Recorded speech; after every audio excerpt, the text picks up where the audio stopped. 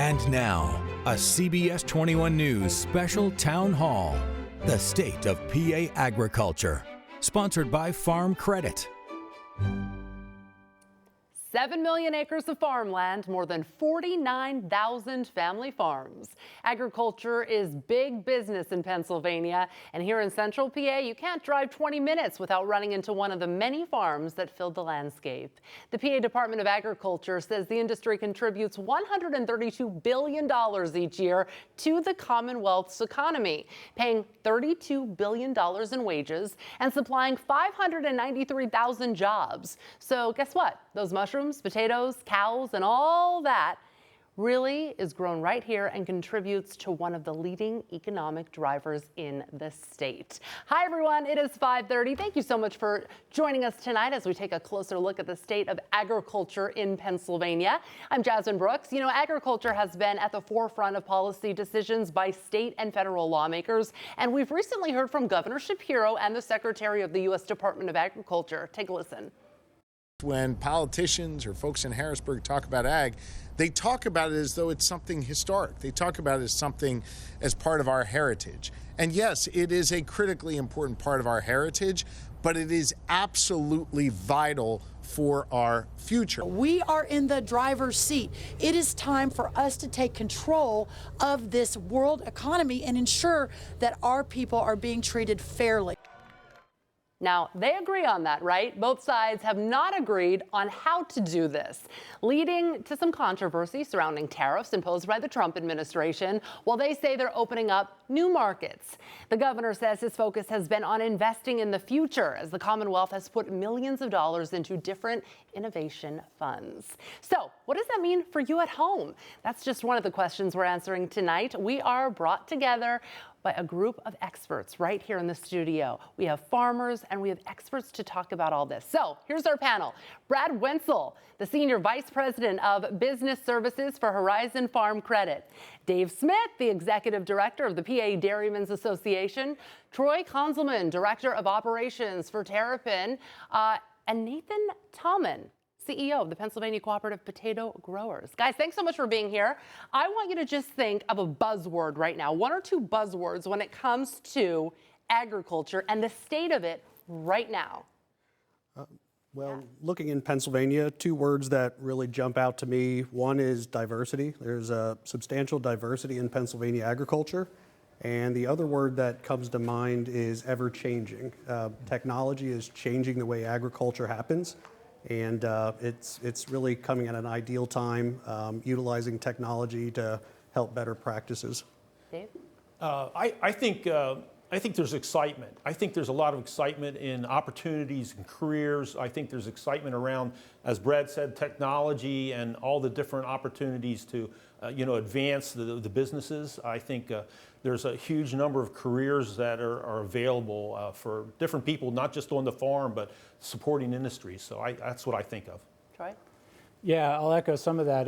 Innovation in the cannabis industry, relatively such a young industry, there's so much evolving with the technology and innovation on how to grow cannabis and for a consumer and safety and all of that. So innovation is the biggest thing that we are constantly evolving in the cannabis industry. Nathan? It's planting season. Our growers are actively planting potatoes. Not today, of course, in the rain, but it is planting season, and there is always opportunities for our Pennsylvania potato growers because we are located in the snack food capital of the world here in Pennsylvania. I love that. All right, let's stay with you, Nathan, since we're on you right now. Have you seen an impact on your products because of tariffs from the Trump administration? We've seen a positive impact at the cooperative. We import a lot of potatoes from Canada for our snack food partners here in Pennsylvania, and I just went through the contracting cycle with the snack food producers here in Pennsylvania, and to take the risk out of this upcoming season, because those potatoes will be shipped through 25 and 26.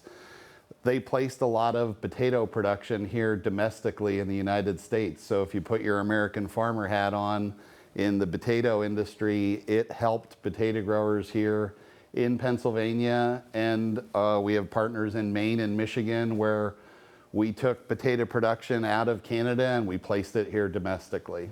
Dave, what have you seen? At this point, I don't believe it's changed things dramatically. I think, our strong business managers in the dairy industry have forward contracted for some of their feed supplies and their supplies of milk that they sell. I think this is a huge economic driver in our country and in Pennsylvania, and it takes a long time for some of these things to work through the system. I think it's very important to know also that the dairy industry in the United States, that 18% of that dairy product produced in the United States goes outside of the country. So there's significant product that leaves the country. So time will tell. So I have a question for Brad. If a farmer is running into issues with finances and capital, how do you exactly help that farmer watching now? Well, yeah, if we're looking to work with a farmer that has financing needs, one of the first things that we do is we really try to serve as a trusted advisor to the farmers that we work with. And part of that is really every operation's unique, so it's understanding the uniqueness of that operation. And then we can really look through a host of different financing options we have, as well as some additional specialty services. So we work with crop insurance for risk management, business consulting services, as well as tax and accounting services. So leveraging those services together really allows us to stand side by side with our producers and make sure they're in a good position regardless of the situation. How many farmers are you helping right now? Right now at Horizon Farm Credit, we're serving over 22,000 members. And do you have any that grow marijuana? We do not currently. Okay, let's talk about marijuana. When you're growing marijuana in Pennsylvania, what does that look like? And the actual growing end and regulating this? I mean, take us inside. Yeah, absolutely. So everything at Terrapin is indoor agriculture. So we have about a 200,000 square foot building. We're using LED lighting, dirt and pots. And our cycle is very stringent and rotating. Obviously, there's a lot of nutrients and CO2 and all the things that plants need to produce the best ultimate medicine for the patients of Pennsylvania. The regulations are very tight for good reason. We have to make sure that we are meeting those regulations, not only to keep the Department of Health happy, but ultimately for public safety and patient safety. Testing is such an important part to make sure that what we're giving is ultimately medicine to the consumers, to the patients. And so to pass those testings, we have tons of technology, tons of focus on how we produce our plants, how we post-process our plants, and make sure that our end product is the best possible. Because again, I'll say it, is medicine. And it's very important that we're giving patients the best medicine to help their lives as much as possible. Do you have any personal stories that you could share with us on how your product has helped someone? Yeah, we see it all the time. It's really awesome to be out in the world and talking to patients. We talk to people all the time. They're like, I've been in chronic pain for 40 years and on hard pharmaceuticals, if you will. And now I'm using something that's a natural plant and I'm having relief for the first time in my life. The tears are shared. You go into epilepsy, and especially for pediatric patients that are dealing with tons of epileptic seizures a day, up to 20. And we can formulate products and work with the families and come up with solutions where they're darn near going away. So it's really impactful, it's really powerful, and it gives me a good reason to get up in the morning. Has anybody seen any additional markets opening up? Anything like that? Any opportunities coming that you haven't seen before? All right. Well, on that note, we're going to head to break. We have a lot more to get to because one crop in particular, which we hinted towards, could play an even bigger role in Pennsylvania agriculture as we move forward. We're taking a closer look at the potential impact of legalizing recreational marijuana coming up.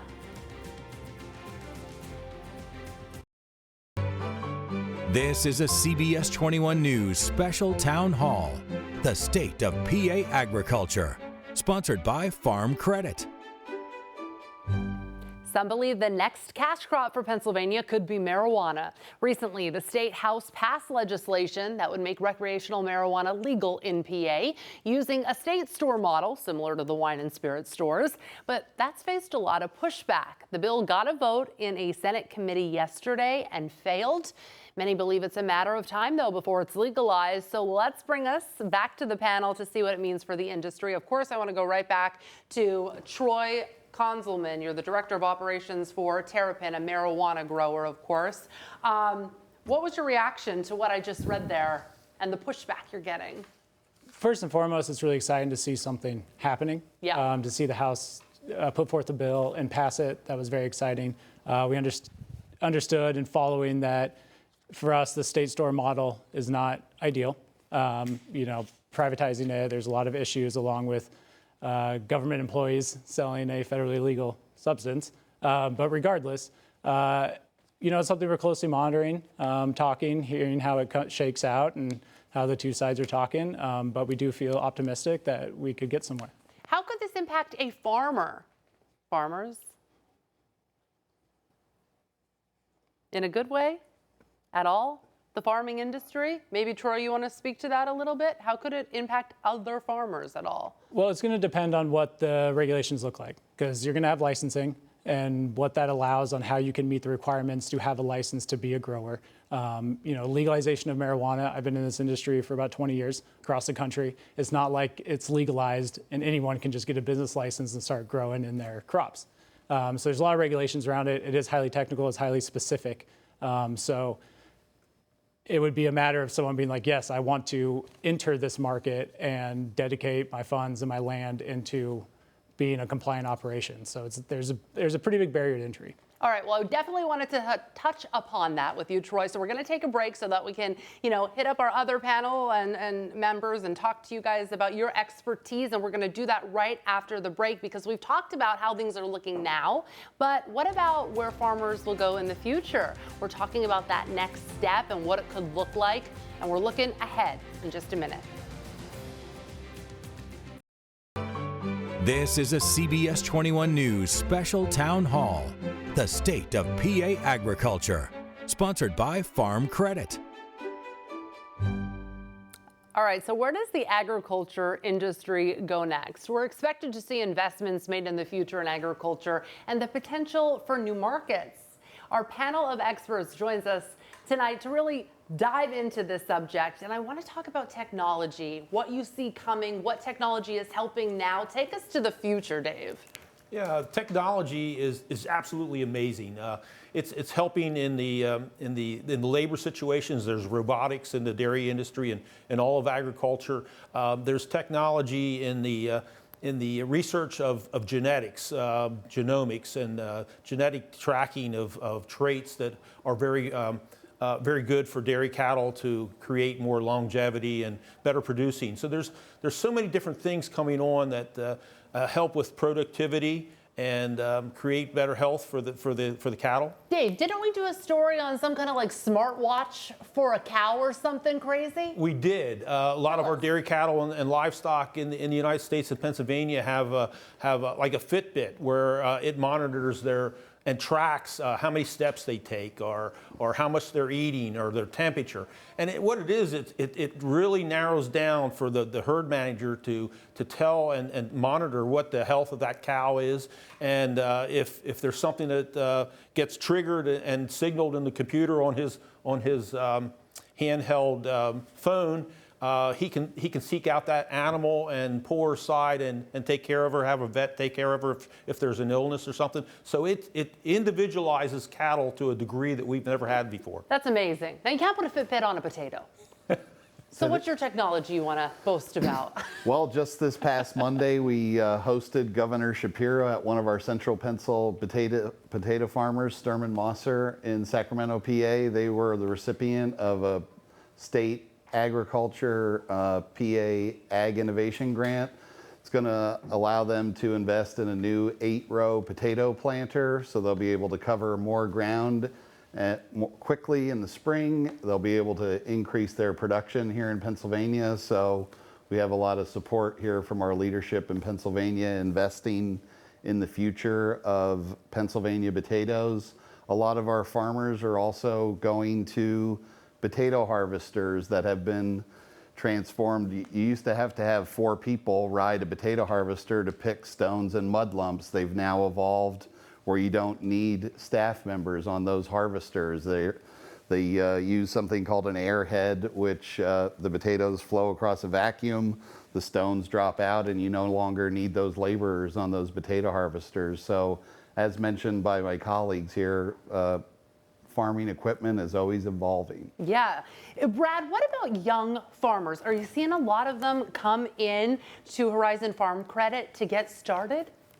Certainly, and the young farmer, that's really the future of Pennsylvania agriculture. So when we look at our mission at Farm Credit, that young beginning small farmer is something that's really near and dear to us. And we really stand behind that with some special programs that we have for young and beginning farmers as far as on the lending side, supporting their needs to get started. Beyond that, though, just really promote excitement and help people start up. The Farm Credit offers a variety of grant programs as well. We have a Farm Credit Foundation, Jumpstart programs.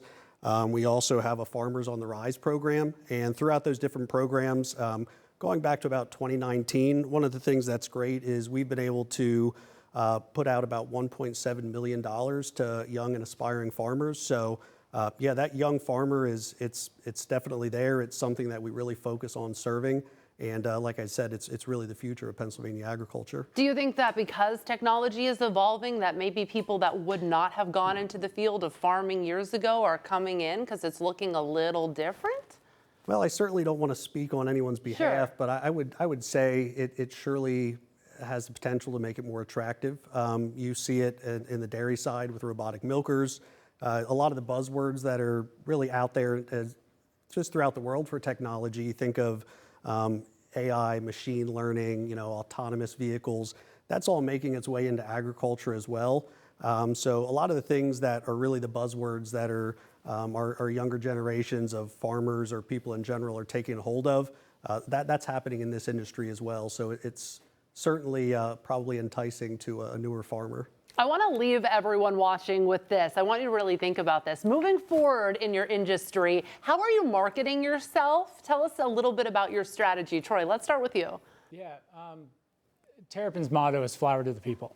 So our goal is to make the highest quality marijuana products at an affordable price. So that's where our innovation goes into. So our crops can be as big as they can, and we can allow our product to be accessible to patients of any economic status, and be a provider of our community and involved in nonprofits and trying to lift up the community around us and create as much jobs as possible and get economic wealth to everyone around. We really care about our community. We really care about our product. And again, it's always about flower to the people. How about you, Dave? Well, the strength of the Pennsylvania dairy industry is our location sometimes. We are within 3 hours of 40% of the population in the United States. And as far as how we want to market ourselves, I believe everybody understands that they would like a food product that is produced local rather than overseas or offshore. And that's a strength to have these farms and these dairy farms here in Pennsylvania where we can produce a good, healthy local product. Brad? I would say when we look at marketing Farm Credit, the power of the cooperative is a very strong tool. One of the things that we do with being a member-owned cooperative is distribute patronage out. So we share our profits back with our members. And we looked just this spring here in April, we were able to distribute $72 million in profits back to our members through patronage. So that really leads to a lot of word of mouth. Agriculture is a small community. There's a lot of connections, and that's something that we certainly leverage and appreciate our members spreading the word of what we do. Nathan, we have 15 seconds. You have the last word here. Well, we grow potatoes here locally. We are reducing the carbon footprint for the snack food manufacturers here in Pennsylvania. We're close to the market, and there's a ton of opportunity to continue to grow potatoes, not only for our snack food partners, but also the retailers here in Pennsylvania. So there's a lot of opportunity for our local growers here. We're close to the market, as Dave said. Perfect. All right, we're back in just a minute with our final words. Stick with us. Thank you for joining us tonight. If you missed any of this, you can watch it from the beginning on our YouTube page. I also want to thank our panel of experts. I'm Jasmine Brooks. CBS 21 News at 6 is next. Good night. Thank you for watching this CBS 21 News Special Town Hall, the state of PA agriculture, sponsored by Farm Credit.